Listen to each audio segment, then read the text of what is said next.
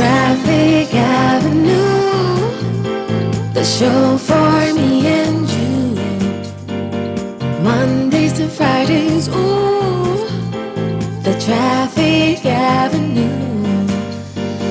Traffic Avenue, the show for me and you. Mondays to Fridays, ooh, the Traffic Avenue. Flex. Buckle up and join the best. Let's see, relieve your stress. So yes, let the music soothe your soul and keep it going just to refresh. Buckle and enjoy the ride from 2 to the half of the 5. Mondays to Fridays, happening live. Where we gon' have a ball, you can text your guys. Let me tell you what you really gotta do. You can count on us, we come through. We got everything you need, that's true. Are you ready for the Traffic Avenue? Let me tell you what you really gotta do. You can count on us, we come through. We got everything you need, that's true. An applause for the Traffic Avenue. Traffic Avenue, the show for me and you. Mondays to Fridays, ooh, the Traffic Avenue.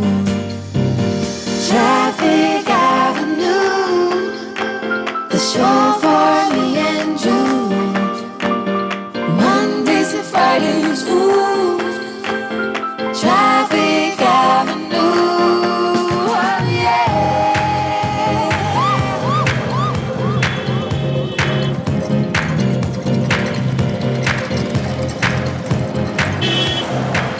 Detailed news, unparalleled coverage. City News on 97.3 FM. Eyewitness News. Be there as it happens. City News.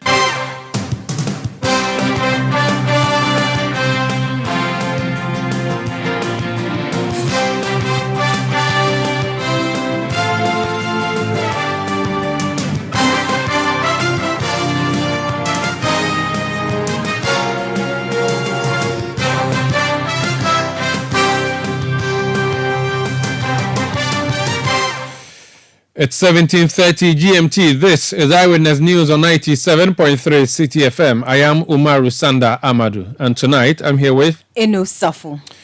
Coming up, over the next 90 minutes, 5 persons killed in a market square shooting incident in Binduri in the Upper East region. This is happening just after 6 people were also shot and killed in Boku, a community or a township in the same region.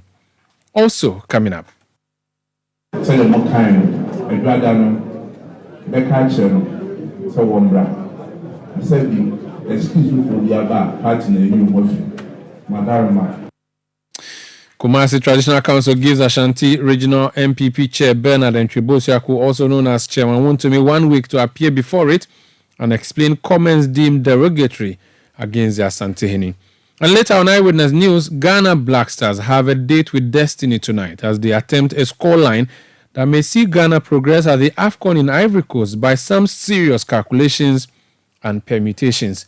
Stay with 97.3 Citi FM for more on this and many other stories on Eyewitness News. And in business, government urged not to overstretch its expenditure during 2024 general elections. That's in 15 minutes from the City Business Desk. Eyewitness News is live across Ghana on a host of affiliate stations, including in the Western region on Adwinpa 100.7 FM in Takwa, Sky Power 93.5 FM in Takrady, and Beach 105.5 FM also in Takrady. In the Bono region, we are on Greener 95.9 FM in Sunyani. In Ashanti region, we are on Adwinpa 99.9 FM in Kawie. In the Volta region, we are on Heritage 107.3 FM in Hohwe, Freedom 88.1 FM in Suga Copper. In the Northern region, on Radio Gaki 88.3 FM in Saboba. In Upper East, we are on Quality 88.7 FM in Garu. In the Northeast region, we are on Nobia FM 98.1 FM in Nalerigo. We are live on YouTube, we are live on Facebook, and we are interactive. Join us on WhatsApp 0549 986 996 0549 986 996. Send tweets using the hashtag City Newsroom. Tweet at Umaru Sanda or at City973. Let's start off with a very disturbing story coming through from the Upper East region, a district known as Binduri, a town known as Binduri, which district has been in the news today because of the wrong reasons. We are told that as many as 5 people have been shot and killed in broad daylight in a market square. Alhaji Yakubu Ayinga Abagre is the district chief executive for Binduri. You're welcome to Eyewitness News, sir. Thank you, my brother. The news we are receiving conflicting information coming through. What are the official statistics that have been made available to you, and what are the facts that are available to you as a DCE? Yes, thank you very much, and thank you. I think as of now, I think I'm yet to receive the full report about the incident that happened. But what I know is that actually it was a market truck moving from Boku to a market we call a supermarket. And on the way, some gunmen actually ambushed them and then got into the car, and then 5 people died and some many others. Yes. So this truck was ambushed on the way, and these people killed midway to Binduri, or it got to, because we understand did the shooting happen in a market or in the market truck? No, in the market. It happened within Binduri, but the people were not yet into the market. It was maybe a distance about up to 6 kilometers to the market square. So there were market people who were moving from Boku to Binduri. To Binduri, yes. Now the vehicle was waylaid or ambushed. Yes, they were ambushed. Everybody on board died, or some people escaped? No, some people escaped, and others are still responding. They are injured, and then they have been admitted the Quality Medical Center, and then the Vineyard Hospital in Boku, and who has been referred to Olgatanga Regional Hospital. Do we know how many people were on board that truck, and what kind of truck was it? Was it a bus or a truck, a Kia truck? It was, yes, a Kia truck. And do we know how many people were on board? As of now, I can't establish the total number, but there were many. And were they also having goods that they were taking to the market, or they were returning from the Boku market? No, they were from Boku market going. That's the outskirts. It's like a rural market. So they go there to buy and go back to Boku, the Boku market itself. So they were actually going there to buy. And this happened today in the morning? In the morning, around between 11:30 to. Those who were on the truck, did they tell or did they report what transpired? Did they say why they were attacked and who attacked them? Actually, when it happened, all those who escaped the gunshot also ran into locations that we can't get them. So I think the police are only investigating to get those who were also among them. But those who were shot, some died, some are injured. And right now, those who are injured, it's difficult to get any information from them as of now. So that's why I don't have the full report about it. So I think that I am basing with it to get full report about it. Do you know if the shooting happened in a bush or in a town? Yeah, it's a forest. So it's in the middle of nowhere? Yes. There are no houses around there. Are there chances those who shot at the vehicles may have been hunters, or it looks like a deliberate thing that targeted this truck? Actually, as the security got there, or even myself, after I got there, I think there was no body actually free. That's why they are conducting the investigations to get the culprit. Because the truck was coming from Boku, and we know what's happening in Boku, would it be fair to connect it to the Boku conflict, or you think this is isolated? Yes, actually, it is difficult to connect it. Boku is also out. But, that is why the investigation was carried out for us to establish the facts about. As a district chief executive whose responsibility it is to ensure security in the district, what assurances do you give to commuters in your district about their safety? If a truck can be attacked and passengers on board are shot and killed in broad daylight, what assurances are there that people can drive through Binduri? How safe is your district, sir? Actually, yes, as you know, the situation of who and then its environment. For security, the security are doing their best. And I think the security, they do their normal patrols. And where the incident even happened, it's not very far from a police station. So it's not like there's security, but these things you can't where it will happen. I think it just happened by chance, if not. Apologies, we've lost the district chief executive for Binduri, Alhaji Yakubu Ayinga Abagre. He was just telling us an account of what he has heard, which information is still not complete yet, but investigations are ongoing there. And the story is that 5 people have been killed in a truck that was moving towards Binduri, the district capital of the Binduri district, which truck was coming from Boko carrying marketers or persons going to the market. Let's hear from the Member of Parliament now for Binduri, Yakubu Abdullah Abanga. And I must say that he's the only MP from the governing party side. Honorable, you're welcome to Eyewitness News. Yeah, thank you much. Well, Abanga Abdullah. Forgive me, say that again, sir.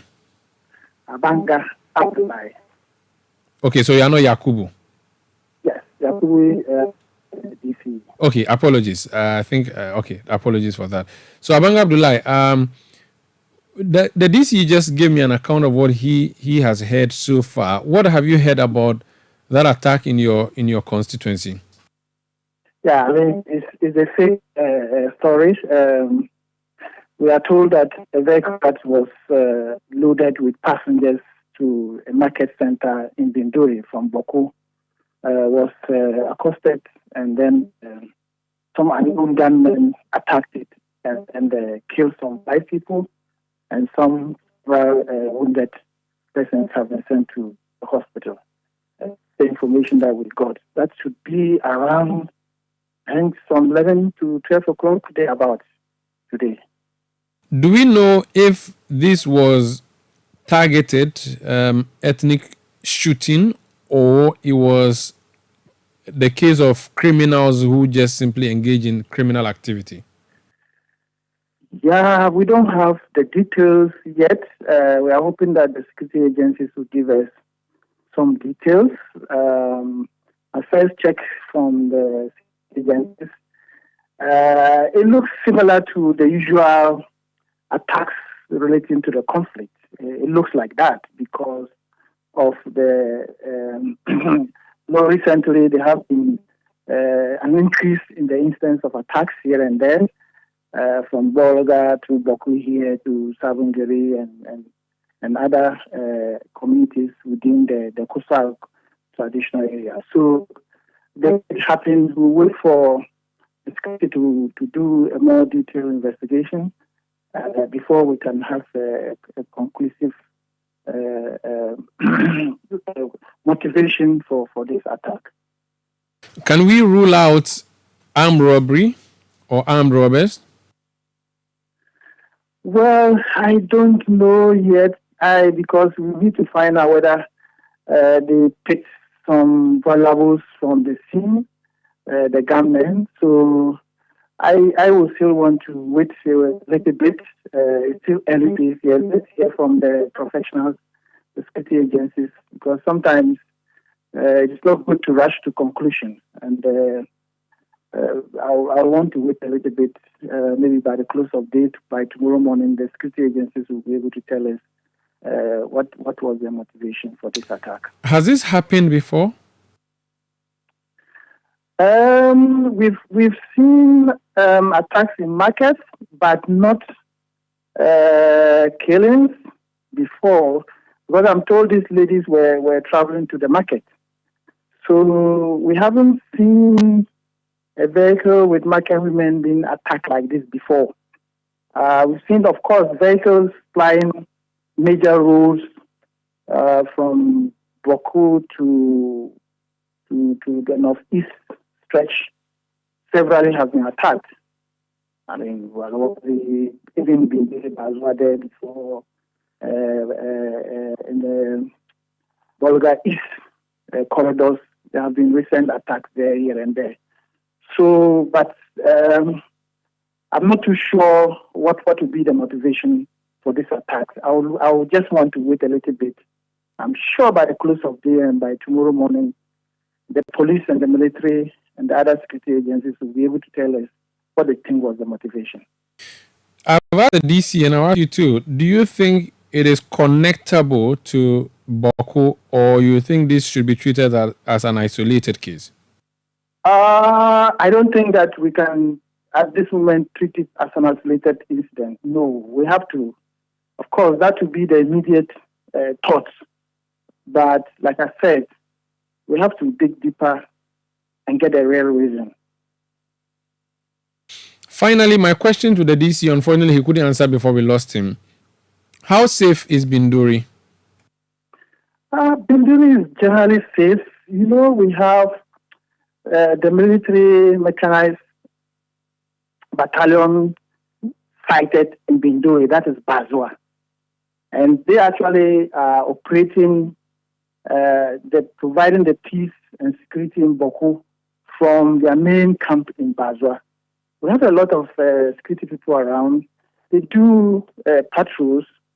You know, generally for Binduri, we are, I mean, the people are normally farmers, not engaged in violence, unless one of incidents here and there. I can say that with the kind of security we have on the ground, people are safe to go about their life and their business without fear. Yes, I can say that Binduri is safer. Yeah, and people can go about with their normal life. But after today's incident, people would be rethinking that safety, wouldn't they? Yes, but like I said, even though we don't have the real reason, but we know that these are people who are coming from a different location, and it seems like they were tracked to that point. I still don't have the details yet, but I think that Binduri is generally safe, and security is well on the ground and protecting people and property. As a representative of people from Binduri, and I'm sure by virtue of the fact that you are from the region, you also represent the region, what legislative steps do you think can be taken in the House of Parliament, since you are the only MP from the MPP side in the region again, and it's your government that is in power? What steps do you think can be taken by the legislature and maybe the executive to deal with the turbulence we are witnessing in the Upper East region? Yes, so I'm sure you are aware that this conflict didn't start today. This conflict, if you go through the history book, started somewhere in 1956. It's been on and off.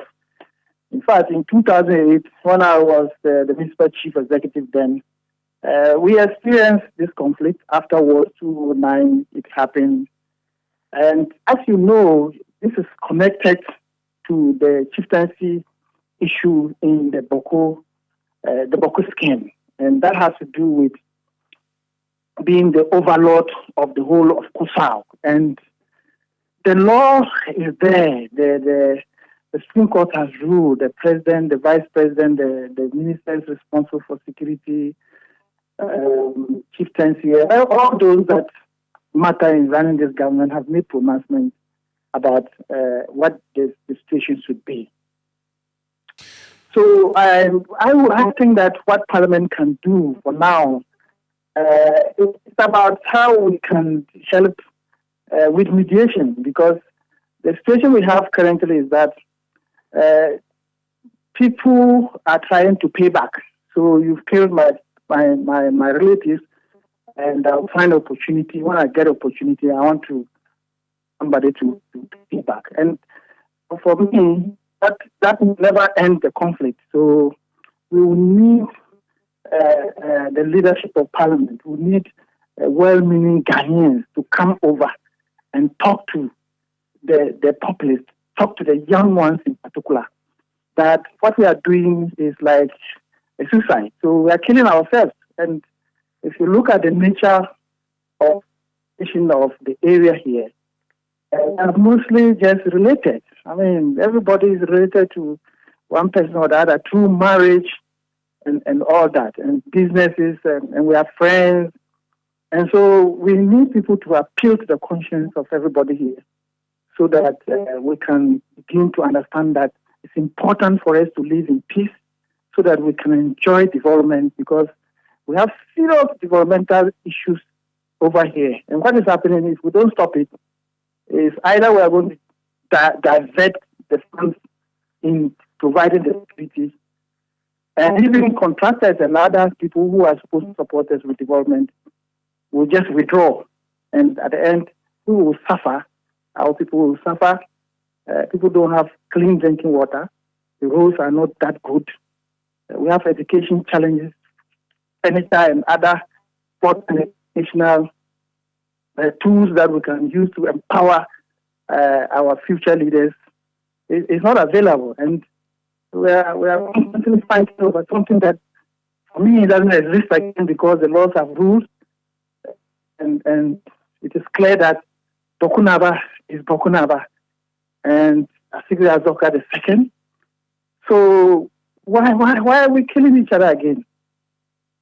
We need that type of intervention, because for now, I think the moral situation will, if we can talk people to come to that understanding that what we are doing is not going to help us. Thank you for speaking to us. That's the Member of Parliament for Binduri, Honorable Abdullahi Abanga, speaking to us about the situation in his constituency. Earlier, we heard from the District Chief Executive, Alhaji Yakubu Ayinga Abagri. Let's speak now to a security analyst who has been following events there closely. Colonel Festus Abuaji, retired. Colonel, you're welcome to Eyewitness News.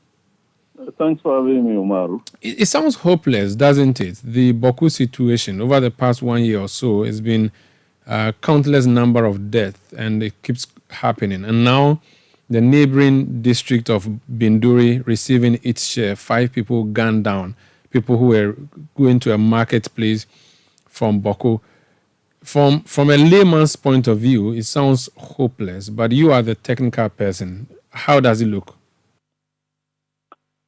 Well, it sounds so, and it appears to be so, because beyond the court system that the previous speaker referred to, which ruled that it does not even want to entertain this Boku Naba issue again, because in its view, having set aside the divisional ruling or the divisional court's ruling, saying that the Azoka the second is the rightful occupant of the scheme, and then having reference to the Upper East Traditional House of Chiefs, which had also looked into the case and pronounced itself that the Kusazis are the rightful occupants of the scheme.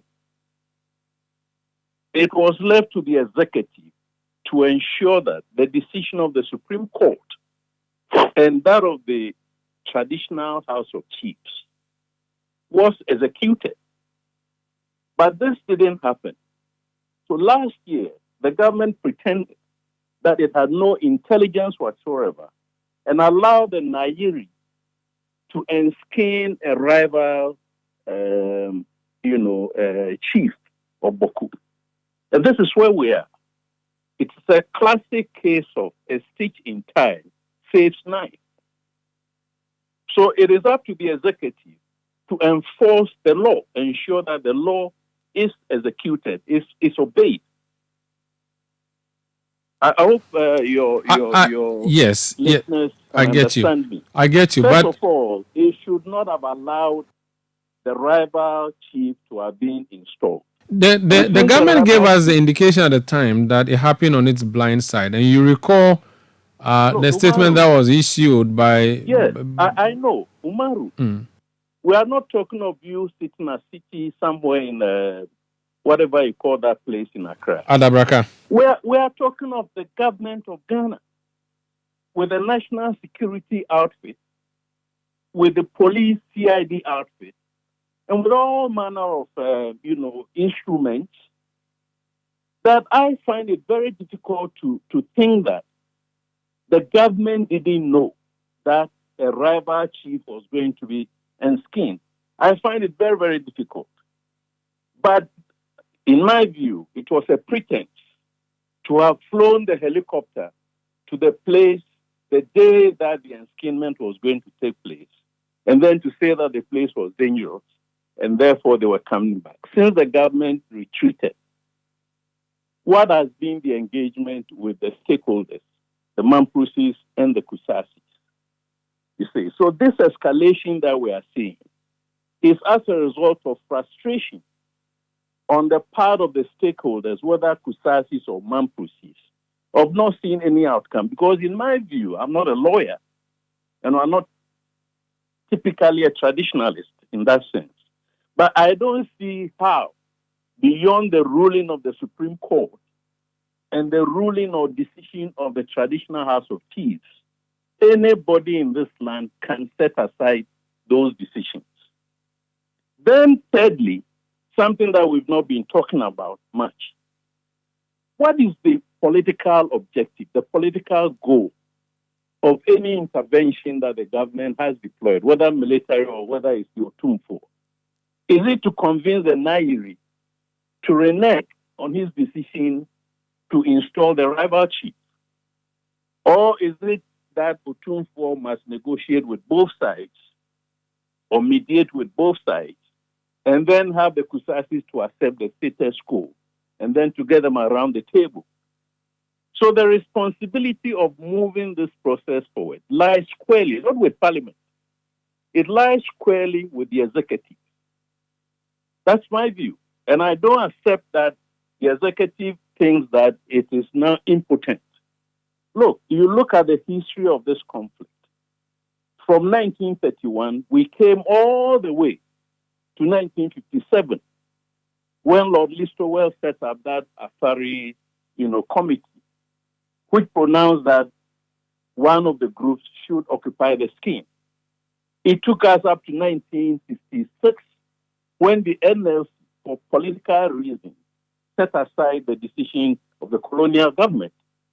Then we come to PNDC era, and then we have this decree 75 that set aside the NLC decree 116. Then it took us all the way to 2008. Why did this conflict more or less conflagrate again in 2008? Just when the former President Kufuor was leaving and left it to the administration of late President Atamil.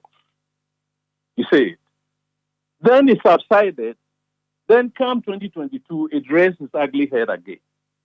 So this is what has led the political scientists and historians to say that this conflict has been politicized. And if the government had been resolute to say that I'm going to enforce the decision of the Supreme Court and nobody should enskin any rival chief until we have had an amicable settlement, we would not have been where we are. Lastly, let me point out that we are not at war. Boku area might look like a war zone, but there is no war going on there. What is happening is going to be peacekeeping, as some have tended to refer to. It's typically what we call internal security. In internal security operations, the security forces opening fire lethally to neutralize and ending in fatalities is not the end of the story. In fact, the security forces are obliged to justify why they use that lethal force. And since this escalation, we've heard about a number of cases, including some narrated in the Armed Forces press release. But we've never seen the security forces appearing before the court of law to justify. It is not that because we're in uniform and we have the guns and we've been given executive authority to go and enforce peace or whatever it is, it means that we can go about neutralizing. That's not the case. And why is it not taking place? We accepted that, okay, every time civilians are killed, whether they shot at the security forces first or whatever the circumstances are, it is justified. It's not justified until it is proven in a court of law that it was justifiable for security forces to neutralize or to kill. And we need to get to that angle also. Otherwise, we'll be there every day, we'll be counting bodies, and the government will be sitting in Accra or wherever it is, giving the excuse that it has asked the Otum for to mediate. For if it takes the Otum for 5 years to mediate, and during the 5 years we lose 100 lives or 200 lives, is that acceptable? So the bottom line is that this conflict has been politicized. And that is why we are seeing what it is. Because the people who enscale the rival chief think that they are aligned to the ruling government. And therefore they have, the remit to do whatever it is that they want. Now, the government ought to act, but what about the indecision where the government will not necessarily interfere in chieftaincy matters? Well, I'm just Googling, I'm seeing that somewhere in there, the president is quoted as saying he will not be involved in chieftaincy matters. Can the government intervene? Because what do? You go there and insist that one thing be done, deploy soldiers. Would you ever get a solution in that? So the question that you wanted to ask, government engagement is not interfering in chieftaincy affairs, because the traditional House of Chiefs has already pronounced itself on who should be the rightful occupant of the scheme. Secondly, the Supreme Court of this land has also endorsed more or less the decision of the traditional House of Chiefs. Now, which branch of government are we now left with to enforce the court's decision? Enforcing a court's decision, whether be it religious or chieftaincy, is no interference. It isn't. Because it is only the executive arm of government that now has, the tools, the coercive tools, to ensure that the court's decisions are enforced. And I don't see it as interference to start with.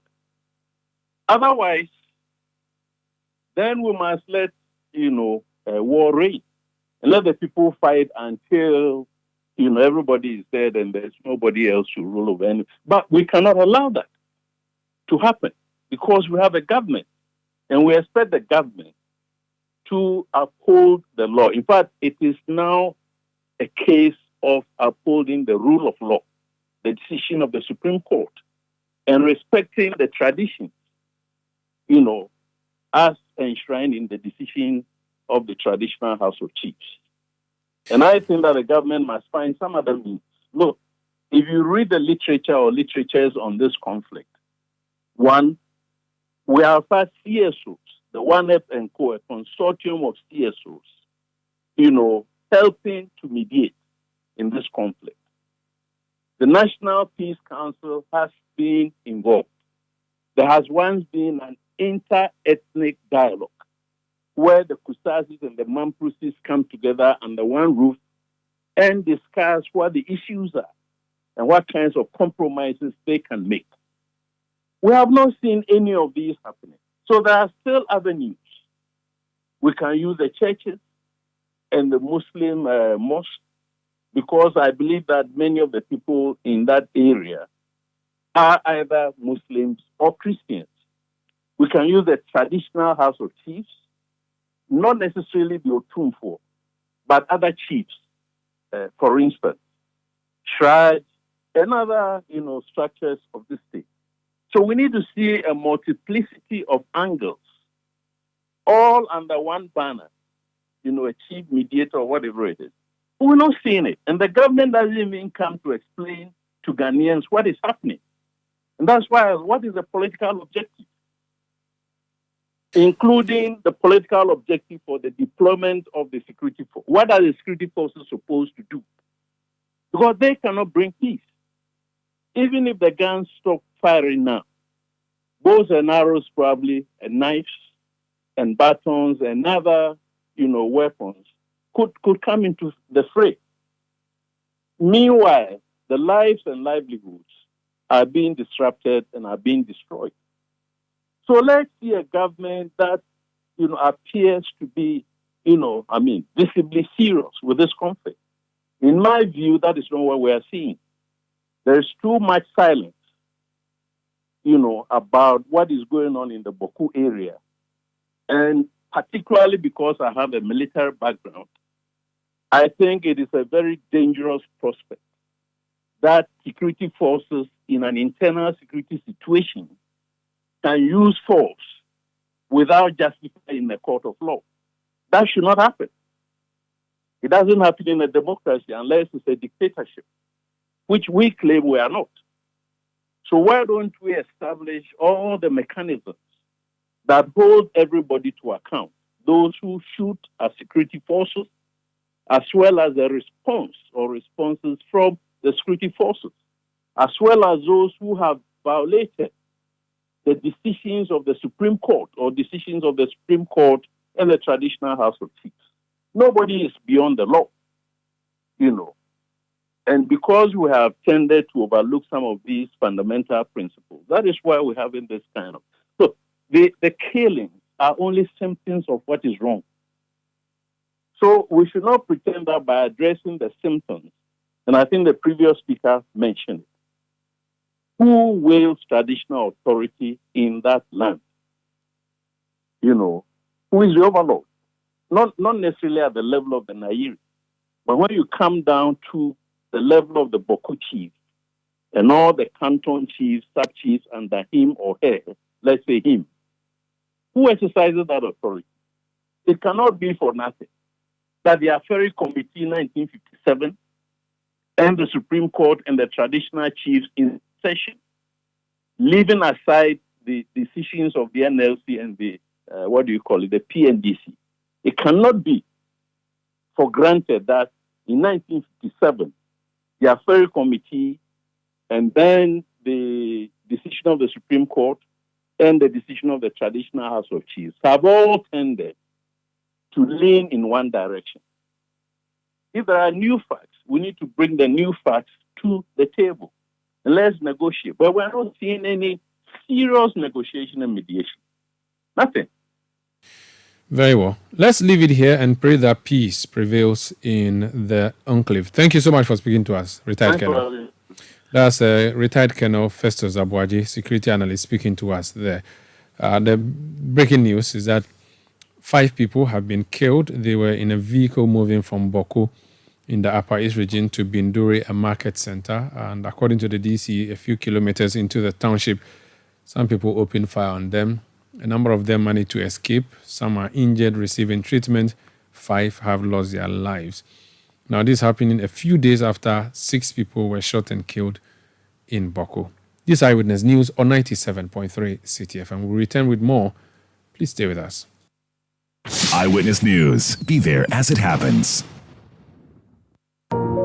Do you care enough about your business? Then it's time to make a transition to renewable energy and energy efficiency solutions. Visit the AGI Energy Service Center and talk to us. AGI ESC cares about business growth. That is why we're here to assist industries cut production costs through energy savings. We provide you with solar feasibility studies, energy audits, energy efficiency trainings, and financial advisory services. Visit agiesc.com for more information or call us on 0507 977 902, an initiative of the Association of Ghana Industries in partnership with the German Development Corporation, implemented by GIZ. The way wait is over. It's the Clash of Titans. The Total Energies African Cup of Nations Côte d'Ivoire 2023 is here. And as part of this year's competition, all Total Energy service stations will go into 100% football mode. So drive to selected service stations and kickstart your year with lots of amazing giveaways. This is our way of supporting our gallant Black Stars. So starting Sunday 14th January, when you buy fuel or lubricants from selected Total Energy service stations on Ghana match days, you instantly win amazing branded souvenirs. Let's celebrate the passion of football together and win lots of gifts during the 2023 Total Energies African Cup of Nations. Remember, promo is valid while stocks last. Visit our social media pages Total Energies GH for more information. Terms and conditions apply. Let's live football together. Hey, Obeyin, what is this I'm hearing about some economic census? Yes, the Ghana Statistical Service is conducting a nationwide census of all businesses called the Integrated Business Establishment Survey, popularly known as IBES. A census of businesses? What is that for? Well, for businesses to grow, they will need data on all business activities for decision making to enhance their profitability. Hey, so does it mean my top bar is part of this exercise? Of course it is. All businesses, whether for profit or non-profit, are included. Okay, but won't my personal information be disclosed? Not at all. Data collected will be kept confidential and used solely for statistical purposes, so your individual information is well protected. Really? So when is it starting and how can I help? This exercise will begin in January 2024. Help by giving the right information to the field staff who will be visiting your business. Remember, support GSS to provide you with the right data for your business growth and national development. 2024 IBES, data for prudent business decisions.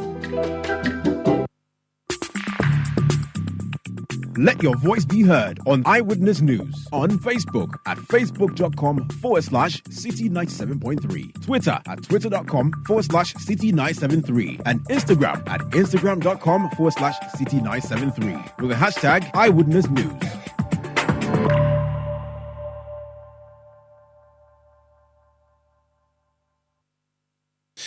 This is Eyewitness News on 97.3 Citi FM. We are welcome back. We are broadcasting from Adabraka in Accra. My name is Omaru Sandamadu, here with Eno Safo.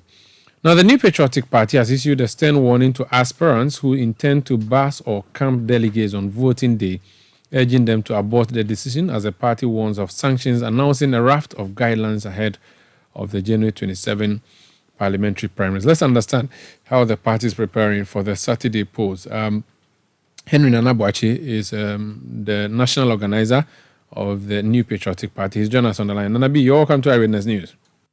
Omar, thank you very much, my brother. How is your party preparing towards Saturday? What are the key issues that are coming up? Oh, yes. Today we had a press conference, and I heard you mentioning some of the things we put out today. We are trying to ensure credible, free, fair, transparent elections. We want to make sure that we provide a fair playing field for every aspirant. So today we had a press conference. It was addressed by the General Secretary. The entire electoral process will be supervised exclusively by the Electoral Commission. Security exclusively is in the hands of the Ghana Police Service. We've had meetings with them, and they have assured us that we are going to have an incident-free elections.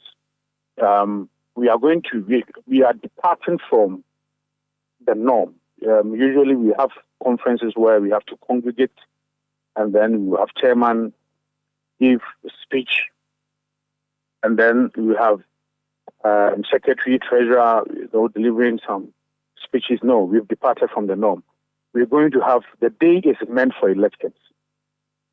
So we are going to have it in an open place, in the full glare of the public, where we have security persons there, the process is being supervised by the Electoral Commission. You come in, you vote, and then you go. It's going to be that day is exclusively meant for elections. We've already said that we are not allowed to take pictures of your ballot, so no camera or photographic devices allowed in the booth. We've said that no camping, and there will be no proxy voting as well. We've also said that if some delegate died, you do not have the right to replace these persons. So we put together the do's, the don'ts, the protocols today. And I think that these protocols will ensure free, fair, credible, and transparent elections. And that is what we are looking for. We want to have a very strong party after the elections. So on Saturday, by what time do you expect polls to close? And is it general or it will be 7 a.m. to 2 p.m. Okay. Unless people are in the 7 queue to at 2 p.m., everybody is expected to have finished by 2 p.m. Exactly. And then the declaration is done at the polling center. Every constituency will have just one polling center, right? And again, where we have so many delegates, the Electoral Commission is empowered to create 2 polling centers, not voting centers. 2 polling centers at the same venue.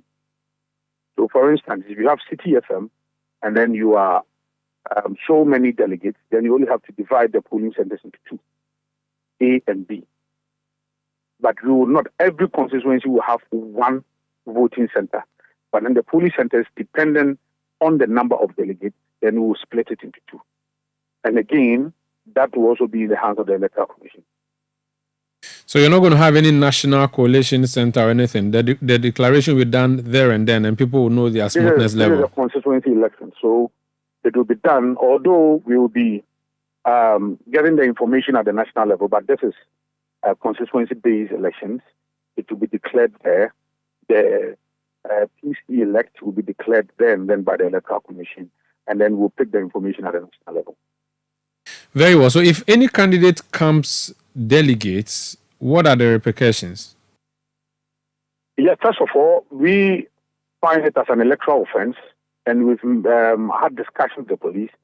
So if there is any tampering in whatever shape or form, the police will come in and then deal with it as an electoral offense. What if they just went to eat breakfast in the house because they've traveled from far?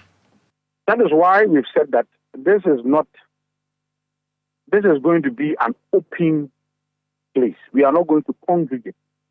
So and then for us as a party, we will be providing some TNT for the electorate. I mean, this is what we do.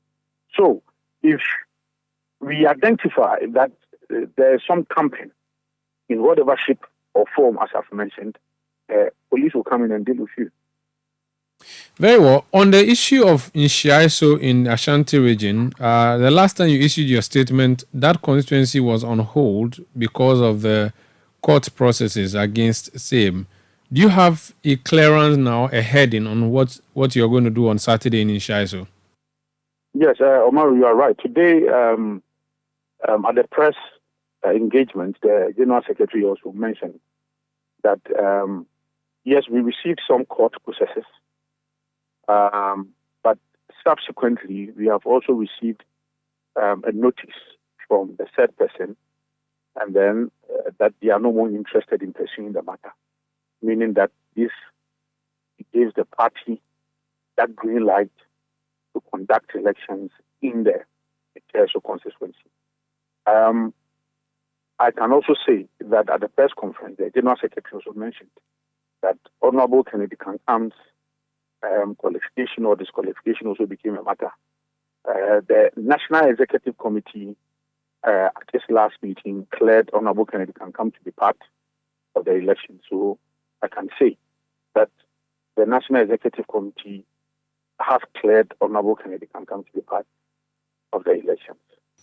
Is that not an affront to your own rules against sitting MMDCEs contesting without having resigned first?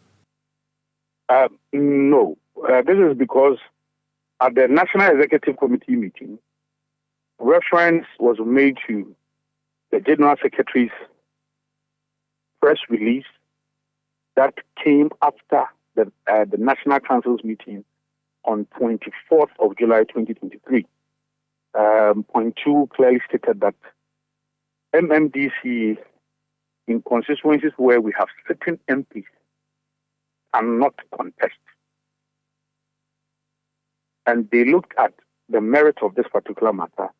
Honorable Kennedy Kankam is not an MCE or DCE in the shared constituency. He is an MCE in an orphan constituency. So for that matter, he can contest. So NEC gave this interpretation, and again, that gave the clearance that Honorable Kennedy can contest. Nanabi, your party's NEC has been in the news for a similar thing in the past, where there was supposed to be a runoff between two candidates when you did your Super Delegates Congress. Your NEC took a decision that was not earlier communicated. You appear to have changed the goalpost in the course of the game. This announcement tonight also appears to be like you have changed the rules of the game midway. Your statement was blank. All MMDCs must resign before they contest. The gentleman was an MMDCE. He did not resign. You allow him to contest. It sounds as if your NEC, with all respect to them, is the reason that what we are seeing is happening, and that the NEC is taking decisions post facto, and it's really becoming a problem, don't you think? No, I think that, Lumaro, you are misunderstanding the issue here. NEC, this whole elections is in the bosom of NEC. NEC will give, the National Executive Committee will give the power to the steering committee to conduct these elections. I've said that 2023 July, we had the meeting on 20th. The press statement came out, I think, on the 23rd or 24th or so. And it was very, very clear. The problem was that the rules and regulations as contained in the nomination forms, obviously, at the point, was drafted out of the press statement from National Council.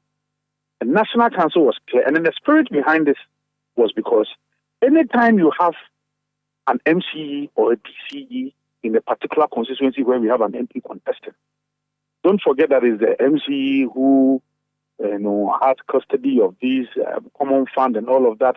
If he decides to undermine or sabotage the MP, it goes against the work of the MP. The MP will be in Accra in Parliament, and at the same time cannot concentrate. So I remember that time I was a National Youth Organizer. So that was the rationale behind that decision. So that if you intend to contest, then resign at a particular date, 2 years before the time.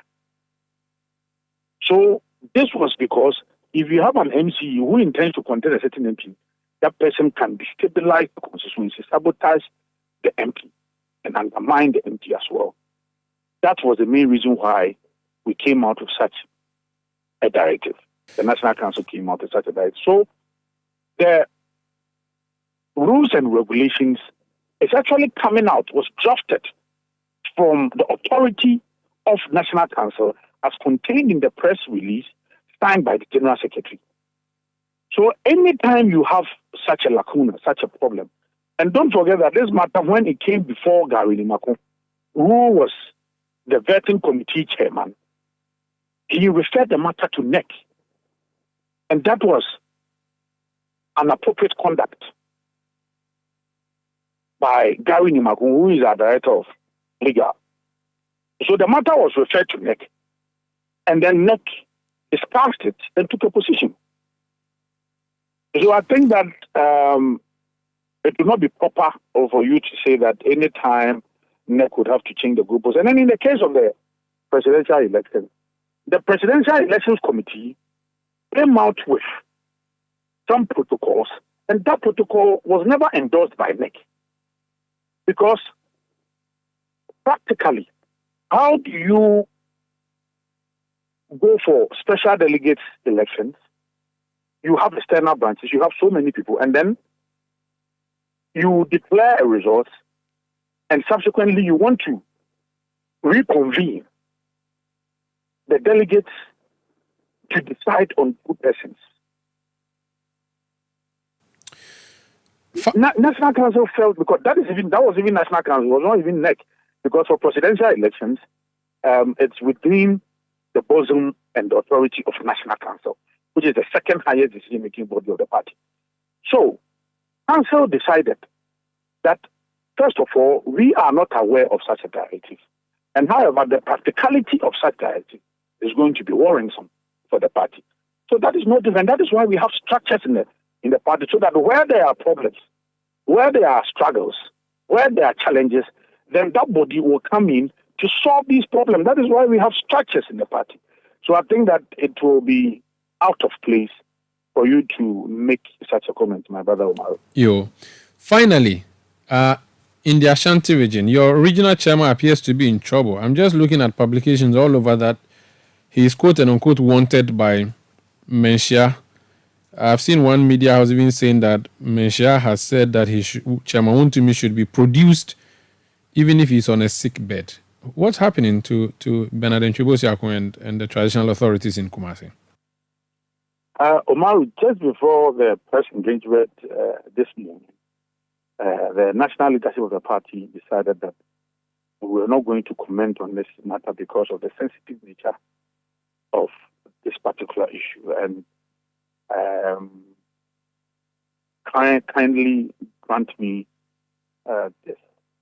I would not want to comment on this particular matter. This is a directive from the national leadership that we should not comment on these matters until we have been clear to comment on them. But is it true? But is it true that you have been asked to produce him? Omar sometimes can be sad. Has he been declared wanted by Menshia Palace? Omar, Sanda. I mean, he's in Kumasi, he's Ashanti Regional. I'm just wondering if your chairman has been declared wanted. You have an election on Saturday. I'm just concerned about how you're going to. I have just said that the party, the leadership of the party, just today, this morning, gave clear directives that we are not to comment on these matters. Okay, that's fine. Until we are clear to. Okay, so you refuse to accept the bids. I know how sometimes you're able to, set information out. I know you, but unfortunately, on this occasion, you will not get me. No problem. Thank you so much for speaking to us. That's Henry Nanabuashi, is national organizer of the NPP. We can hear, though, from someone who's not been barred from speaking on this matter, Bafo Owusu Amankwetia VI. He's a Bantamahini, and he has been speaking on this particular issue of Bernard Ntwebo. Listen.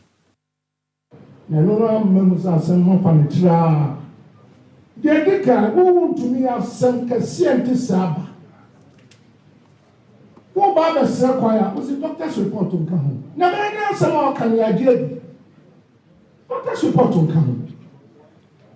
Yana Nanon, a Bassay and Tiapo, Nayan my counselor. Naya Quaco Kache Yura, a Quaco Sraquaya. Oh, crap, doctor's reporter. What to me query? Because what can Chinese for sorry report to him. And no Ama, if we said, oh, no, we naturally say, a Cromha or Tiano Obuobi. Now, we are also free. Obey. Sorry, a summary na and say, Obiabo could be Sasmus, young chief. A quite so no. I said, Obamodi now, and you ought to reach a Mumpoma. Opa, I'm young so to reach a more young woman cook na tree. And the catch on said, General Secretary, call Nako to me phone. Now, come with the Shayawada, say Yawada. Umbra. Now, Yawada, yes, I know how to say a charming phone, you can hear Rabbit Trek. Yeah, or the Shayan Monday, I do baby, I see. Sasson said, you might be coming. In Chadrada, dear, can't be house in Yaniha. A Drada. Or no bad. Only Morris Ampa. any entire management of Wuntumi Omumra Enuha. That's the Bantamahini Bafo Usu Amankwetia the 6th speaking today after a meeting with NPP leaders on Chairman Wuntumi. By Monday, they are quarter. Even if he's in a wheelchair, he should show up. Summarize for me what he's been saying in Chi. Yes, so what Nana was saying was that Wuntumi didn't bring a doctor's report to ask for permission or to even say that he was not feeling well, and that even them as chiefs, if they have to seek permission from Mutumfo because of health issues, they do bring a report. And that he doesn't believe that Wuntumi has any respect for anybody in the region. He should have at least appeared before them, and then if they had seen the condition in which he was in, they would have, then rescheduled. But he's telling the General Secretary, he's advising him that he would have wanted them to return on Thursday, but Monday he should appear. Wuntumi should appear. He should come with Morris Ampao and all staff of Wuntumi Radio. I think that's what it's called, yeah. Wuntumi TV, I think so. TV, problem for Chairman Wuntumi there. But I think the backstory is that he had been invited to the palace. He did not show up because of comments that he made, which comments have been deemed by the palace as derogatory. Yes. And he did not show up. He called in ill or sick, but they've said that no, you should have come to prove that.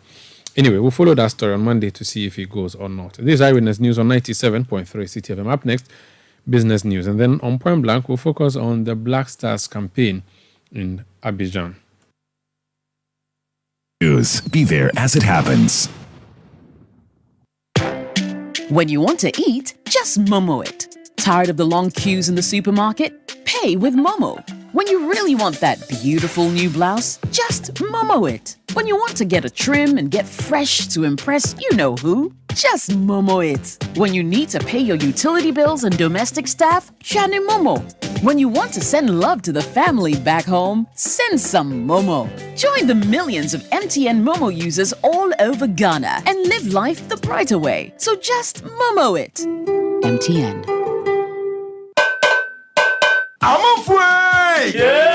Media Sambisanda Moa. And Yamratiano, Mumu, Planet, Mumu, Podompe, Maniacono. Eh, Quabna. No, Mumu wants to meet just Malimariana there. And the crew, complete Miriam and Podompe, so you supercedent Eba. I had a binding to Braille, who see it in the mobile, some man are holding it. Sir, I now could you soon use supercedent Chaco, Nenry dear, and most we are cringing, fit of that. No, what you ask you, my mother feel you. Kojo, sir. Yeah. Pepsodent Eba and a Pepsodent Chaco. A baby, you're gonna natural. FTIJ Jadian Katuyatu. Let your voice be heard on Eyewitness News on Facebook at facebook.com/Citi97.3, Twitter at twitter.com/Citi973, and Instagram at instagram.com/Citi973 with the hashtag Eyewitness News. Get the details. Every significant financial transaction, every market movement, and all the policies that affect your business. Citi Business News. Be informed.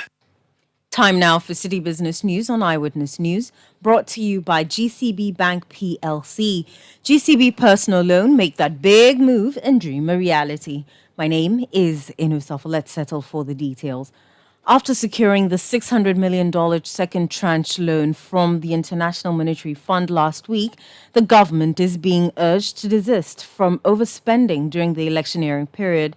The IMF board approved a first review of Ghana's loan program on Friday, allowing for the immediate disbursement of about $600 million under its $3 billion bailout program. This was after the government reached a deal to restructure $5.4 billion of loans with its official creditors. Speaking to Citi Business News, Professor Thomas Kusibuafo, an economist and the chief executive officer of the Public Sector Reforms, cautions that the government risks plunging the economy back into crisis if it overstretches its expenditure during the 2024 general elections. We've gone through a whole lot of problems during the entire COVID period. We are all aware of what happened to the economy.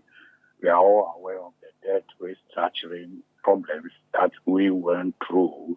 And then this IMF program that we are also going through. We are guided by experiences. The government is guided by these experiences that have occurred to us in the past. And the fact that now that we are gaining ground, what we are looking at critically is that the government becomes seriously mindful of the expenditure during the election period. We are aware there will be pressure coming from several angles, people demanding rules and demanding other salary. Now that the dust is gradually settling, we should be very mindful about our demands, knowing very well that any extra expenditure that is not carefully planned will push us back again, and it will make our recovery very, very difficult. Professor Thomas Kusibuafo is an economist and the Chief Executive Officer of the Public Sector Reforms. Energy analyst Dr. Elekplim Apetokbo has stated that the 21% imposition of value-added tax on electricity could reduce the attractiveness of the country as a trading partner within the regional electricity market. According to him, the high tariffs can deter investment in the sector as potential investors might be cautious about entering a market where high costs could lead to reduced demand or regulatory interventions. Dr. Petakbo also explains that a 21% VAT on electricity consumption in Ghana can be counterproductive and have countless adverse effects on the overall economy and the electricity sector of Ghana.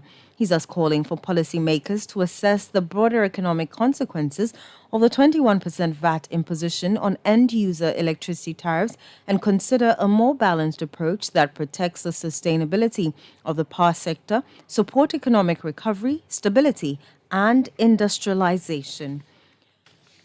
Away from that, Finance Minister Ken Ofori-Atta has underscored the need to strengthen the business relationship between Ghana and China and create a conducive environment for investment and growth. He was speaking at a Ghana Mutual Prosperity Partnership Roundtable engagement.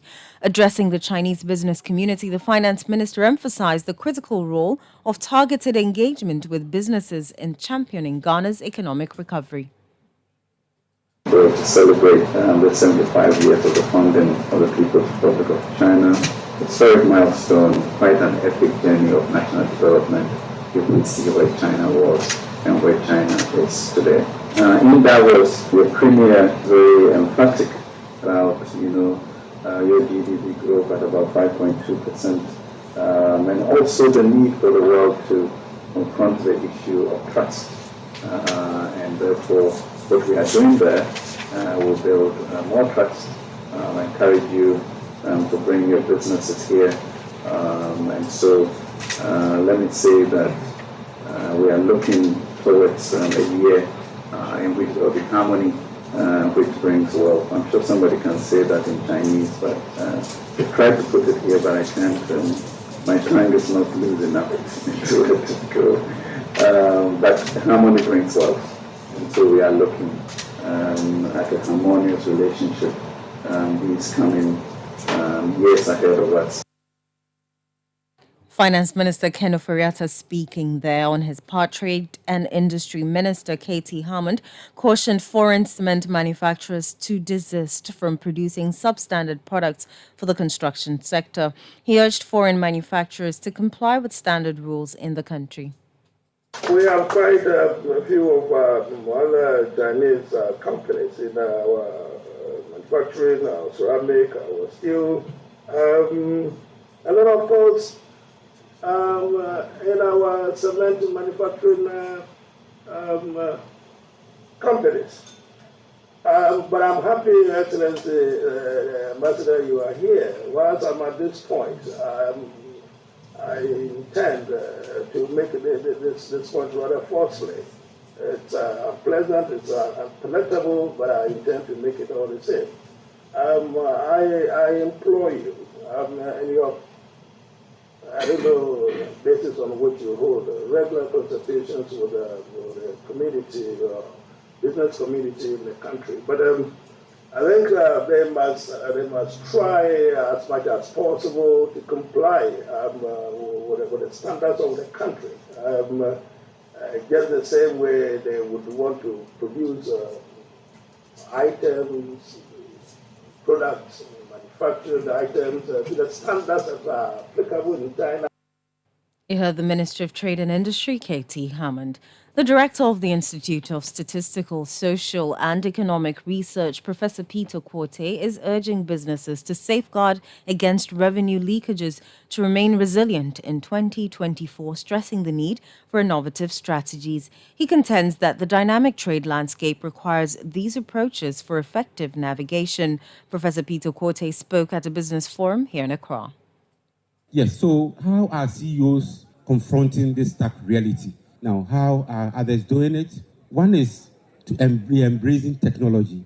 If you do not embrace technology, there will be revenue leakages because people would accept or collect your revenue and account to you. You need to embrace technology to reduce revenue leakages, minimize the human interface, enhance your sales. You need to do whatever you can to enhance your sales and promote efficiency in monitoring. You always have to monitor your sales, monitor your revenue, and many other things.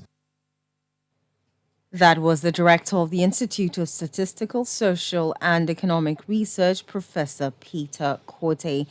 That's all for City Business News on Eyewitness News. The business news on Eyewitness News is brought to you by GCB Bank PLC.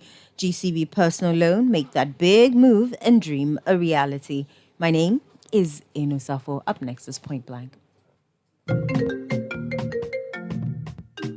Hello, Linda. You won't believe what I am planning next. I want to start my postgraduate degree, buy a car, and build my dream home. But you know what's stopping me? What's that, Mike? Money, oh. That'll be my biggest wahala. Oh, you are sorted, Kra. With a GCB Big Move personal loan promo, you can borrow up to a whopping 400,000 Ghana cedis at a significantly reduced interest rate in less than 24 hours. Like, seriously? How do I qualify? Yes, it's available to all GCB salary account holders. Plus, you get a 2-month grace period before you start to pay back. Susket, I'm opening an account with GCB now. Get a personal loan of up to 400,000 Ghana cedis at a significantly reduced interest rate in less than 24 hours. Call 0800-422-422 or visit your nearest GCB branch today to fund your next big move as we celebrate 70 years of greatness. T's and C's apply. GCB Bank, your bank for life. Let your voice be heard on Eyewitness News on Facebook at facebook.com/City97.3, Twitter at twitter.com/City973, and Instagram at instagram.com/City973 with the hashtag Eyewitness News. The wait is over. It's the Clash of Titans. The Total Energies African Cup of Nations Côte d'Ivoire 2023 is here. And as part of this year's competition, all Total Energy service stations will go into 100% football mode.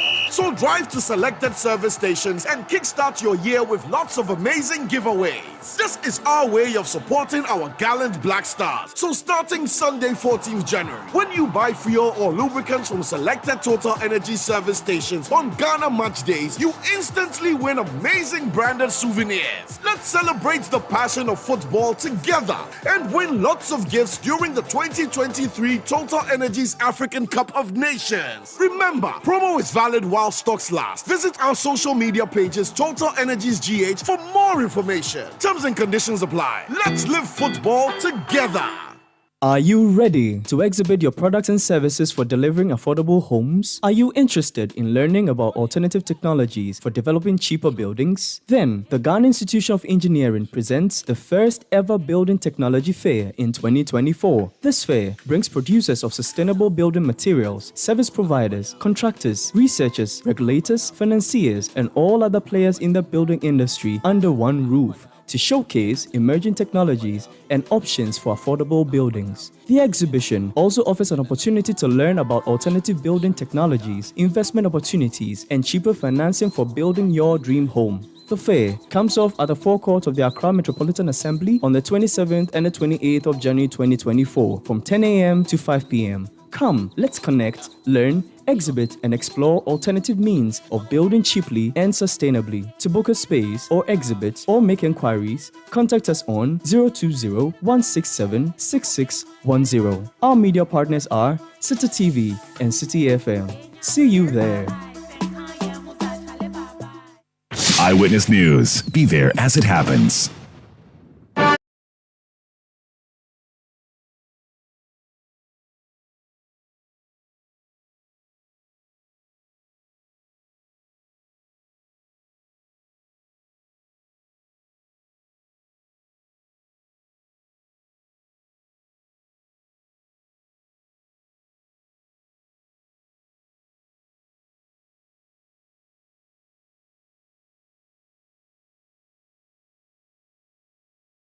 Kudus Day. It looks like that's the only hope we have, eh? The Blasters were eating Yokegari, then Kudus Day, everybody say Kudus, then Kudus came, and then, positive things. This is Point Blank on Eyewitness News. My name is Umaru Sandamar. Tonight on Point Blank, we are going to Abidjan in Ivory Coast. I'm looking at two screens now of the game that is ongoing in Ivory Coast, the AFCON. Equatorial Guinea has just loaded the host nation, La Côte d'Ivoire. 3 goals unanswered, 3-0. It looks like the hope of Côte d'Ivoire continuing in this tournament has disappeared. No hope for them is gone. So they are going to host and lose. And then on the left screen, I'm looking at Nigeria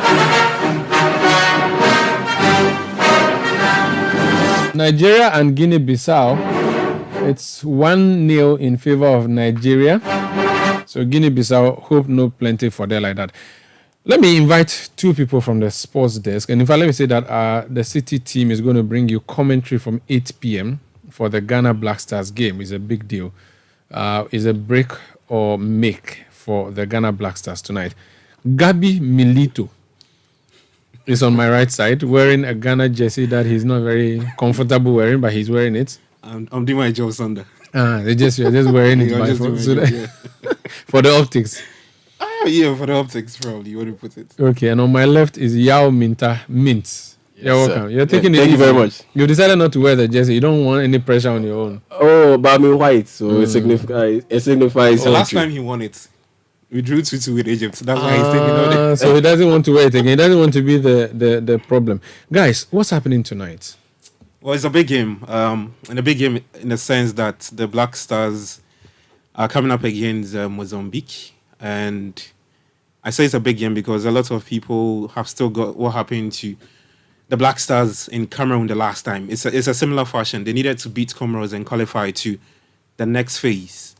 And this time around, they're coming up against a side that is, you can say, is the Comoros in Mozambique.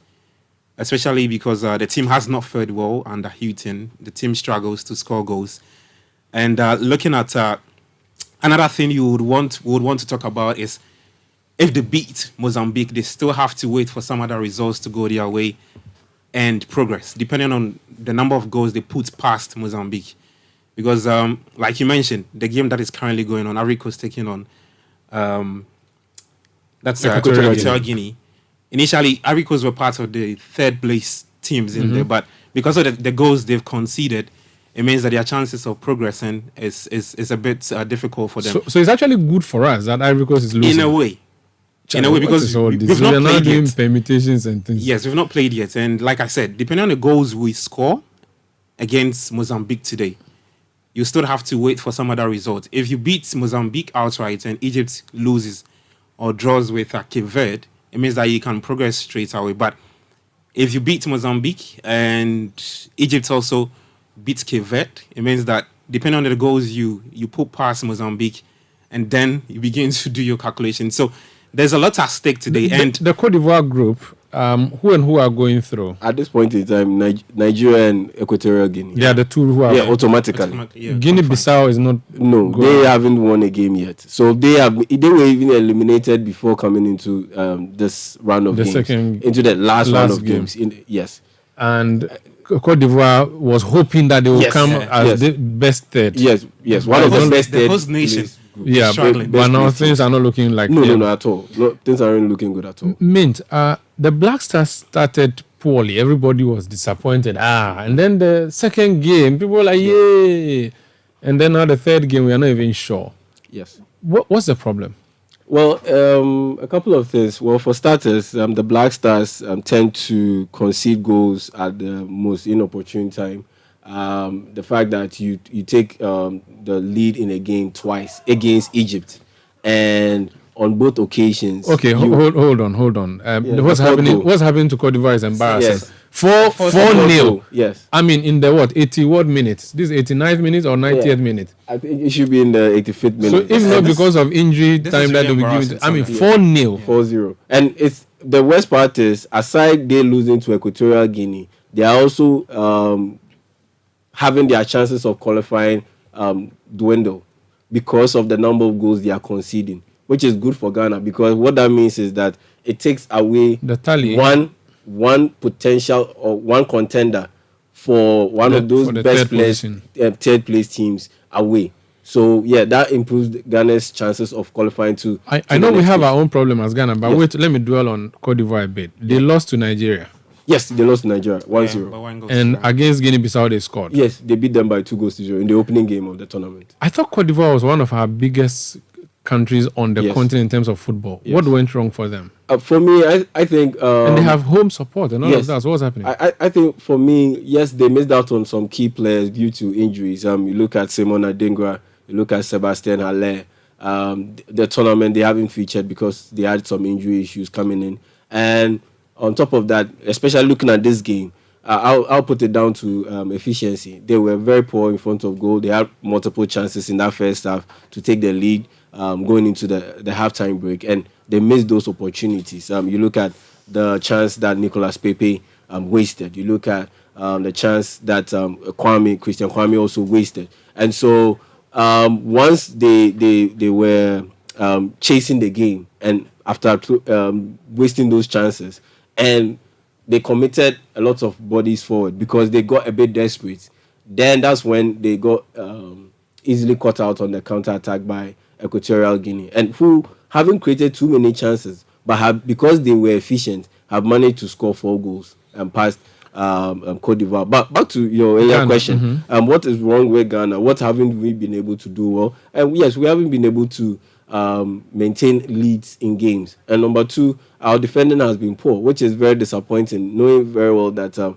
we are coached by a guy who is a defensive-minded head coach. And at least if you can't get the goal scoring down to a T, the least part you can do is to ensure that your side of the ball is pretty much sorted out. And we don't see any major improvement in that department. And on top of that, even going forward, you look at how teams create chances. They create chances by going direct, playing long passes, 1 or 2 interchange of play between teammates, and the next thing you know, the ball is right in front of a striker. We don't have a specific pattern on how to attack teams. You always have our forward players making runs in behind the defensive line of opposing teams, and they are not being spotted. Their runs aren't being spotted, and the passes aren't being floated to them for them to create chances or to get something to latch onto. And that is another problem that we have. Then on top of that, there's this bit of selection and the timing of substitution and even the personnel in substitution. And so, for instance, in that first game against Cape Verde, in the second half, we were playing well. We got the equalizer through Alexander Jiku through a corner kick. Then, at the time where Ghana was playing well, Chris Hughton decided to make changes. He took off Joseph Pencil and Antoine Semenyo at a time where both players looked very comfortable and were getting into their groove. Okay, you take them off, no problem. Why don't you replace them with direct players of the same ilk in terms of player profile? You have that in Ernest Nyama. You also have that in Osman Bukari. But he decided to bring on Ernest Nyama and bring on Dede Ayew at a time where we did not need a guy like Dede Ayew in the game. Instead of moving Jordan Ayew to play in behind the striker, in that case, at the time, it was Iñaki Williams. He was the one leading the attack because Jordan Ayew isn't pacey. So and he draws a lot of fouls. So it will be better to move him infield and have him play directly behind the striker and maintain that constant pressure that you put on the Cape Verde defense through the flanks by having Joseph Paintil, the replacement for Joseph Paintil and Antoine Semenyo in Enes Nyama and Osman Bukari on the pitch. Rather, he brought Dede Ayew on, and that didn't help with Ghana's chances of creating from the wings. Gabi, the question is it the coach or the players or the interference from the management body? I think it's all the three you've mentioned. Yeah, I think you look at the struggles the Black Stars are going through. Everybody has got a part of the cake to take. Player selection, every time Houghton makes, not just Houghton, every coach who's coming to take up the Black Stars, there are always concerns about certain players who are not supposed to be in the squad and certain players who are actually doing good but are not in the squad. Now, tactics-wise, like he said, we know Houghton for a certain style of play. But he asked me, I've watched him, 13 games, I believe, but you clearly cannot see what exactly he wants to do. And I'm beginning to tell myself that, like, Houghton actually doesn't know the profile of players we've got. Or he's probably not the man to handle the current profile of players we've got. Because if you're setting up in a defensive way and you want to hit teams on the break, a typical example is what he did against Egypt. You need to be having pacey wingers, but you start with two unnatural wingers, which is Jordan Ayew and Antoine Semenyo, which doesn't make sense. It means you will struggle. So I think tactics-wise, Houghton has got a large part of the troubles to take because I think he's not done himself any good. And like I always tell people, he needs to stop being Mr. Nice if he wants to get results for the team. I'm saying this because, look, a game against Comoros where we lost, Andre Ayew was not supposed to be starting, or he wasn't supposed to be starting that game. But he started him. Why? We all don't have an idea of why he's afraid. Probably. A game against Cape Verde. You need somebody to grab goals for you. And then you throw in a player who's not played football for about 6 to 8 months. 31 minutes at his club side. It doesn't make sense. Any proper coach who wants to win games would start with his best foot. And clearly we've seen it at the AFCON. We've got no minnows there. You need to start right. Look at what Equatorial Guinea are doing to Cote d'Ivoire. Mm-hmm. And the Black Stars are a perfect example of countries who struggle against teams who are ranked below us. Mm-hmm. And today we are facing that same opponent. Mozambique 111th in the FIFA World Rankings. They don't even feature at all when it comes to football. When it comes on Africa, they are 25th. The Black Stars are 11th. When you're looking at this, you would say, yeah, the Black Stars, in terms of quality, they've got it way more than the Mozambicans. But I tell you what, I'll not be surprised if the Black Stars actually don't turn up. But they need to turn up if they actually want to do something. And you look at, even if they progress, the countries that they'll be facing, it's tough countries. Cameroon, Senegal, all these countries are proper teams, proper countries. We're not ready for them. Yes, we are not ready for them, especially looking at the football. So I think Houghton hasn't done himself some good. Just a quick one. You look at that first game against Cape Verde, for instance. He played Ransford Yeboah Koneksdorfer as the guy operating in that. You don't start him when he's not played well. Yes. But is he clueless or he's been coerced? No, I don't think he's clueless. I don't think he's been clueless. I don't think he's been coerced. I think he's sometimes being a bit. I don't think he's that unprofessional to do so. But sometimes I think he's a bit naive in the way he handles his duties. Because, for instance, Koneksdorfer hadn't been starting for Ghana. He hadn't been playing for Ghana. He always gets call-ups, but he doesn't play. It was a game against a friendly game against Liberia that he came off the bench. Then in our pre-AFCON friendly game against Namibia, he played in that game. So those were the only games that he had played for Ghana. But in the AFCON, the opening game of the AFCON against Cape Verde, he started him, and he played him as the creative midfielder, playing behind the striker. But this guy for Hamburg in the Bundesliga 2 has played 18 games all season, 15 in the league, 3 in the German Cup. And none of those games has he been played as a creative midfielder. He has been played mainly as a right winger. So wrong placement. Wrong placement. Exactly. Wrong position. Let me move forward. And Gabby, before you come in, Mm-hmm. you look at this squad Houston code. They've got 52 goals in them at club side, not for Ghana. Okay. So it means that, like I said, he doesn't know where to put who. You get it? Just does he not have a technical team that is helping him? he's got a technical team. But He's they also working with Masudi Dramani, but the thing is, Ghana's best players in terms of the attacking line are concentrated on the right side of attack. So Antoine Semenyo lines up best at Bournemouth on the right side. The lineup is even out. Iñaki Williams. Okay. So we have the players. same thing. We have the players. We have the talent. Give us but a lineup for me, for tonight. it's the direction, because if you give this group of players to the Senegalese head coach Aliou Cisse, if you give it to let's say the Walid Regragui, the head coach of Morocco, I bet you the hopes and expectations of Ghanaians wouldn't be to make it to the quarterfinals. But would be to win the ultimate because of the capacity of those coaches. Gabby, give us the people who are playing for us tonight. The who are holding our flags tonight. So Richard Ofori is starting in post. Is that a good? Okay, let me ask. As you I mean, mentioned, he stuck with Ofori throughout the tournament. So is it I good? don't think. Yeah, I it's a good think choice? he should have started with Atizigi. That's my opinion. you would have gone for that. Yes. Okay. Dennis Odoi is playing on the right. He started in the game against Egypt. It's okay. Yeah, for what continuity, you would want to stick with it. All right. Mohamed Salisu is partnering Alexander Jiku in defense. Majid Ashimeru is starting. Jordan Ayew is starting. Joseph Penso, that's the one change I've seen in the squad. Gideon Mensah is also starting. Mohamed Kudus is in there. Salis Abdul Samad.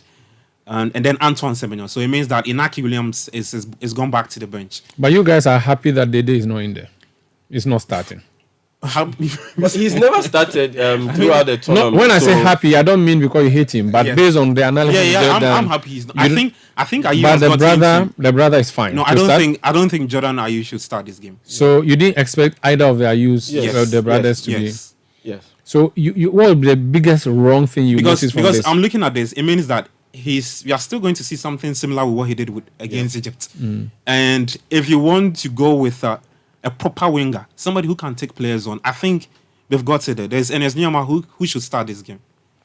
Guys, put your hand on chest. Forget that you're Ghanaians. Does it look like Hope Day tonight? Yes, there's hope. I think there was a shock result in today's round of games, and we've already had that in the Equatorial Guinea. So we should expect that we can. Yeah, so we should expect that Ghana will win by multiple goals or healthy goal margin and progress to the round of 16. That's Yao Mintan. Gabi Ofe is laughing. I don't know what Black Stars will turn out today. You don't want to put your home on. No. Just get to do my job. What's going to happen next? We are going to do commentary. Yeah, so we'll take over at 7, build up, and then currency starts at 8. Thank you so much, guys. Gabi Ofe, Milito, and Yao Mintan from the City Sports Desk.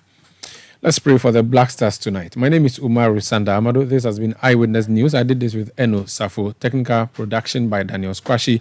New media support from Edwin Kwakofi and Daniel Anyorga. Production by Kobna Wilson and Bevelyn London, as well as Sami Wiafi. We'll return tomorrow at 17:30 GMT. We wish the Black Stars all the best, and indeed the whole of Ghana. We are rallying behind them. We hope that they make us proud, more goals, so we can have a successful competition, so that we don't get disappointed like we have happened in the World Cup and the last AFCON. Have a good night.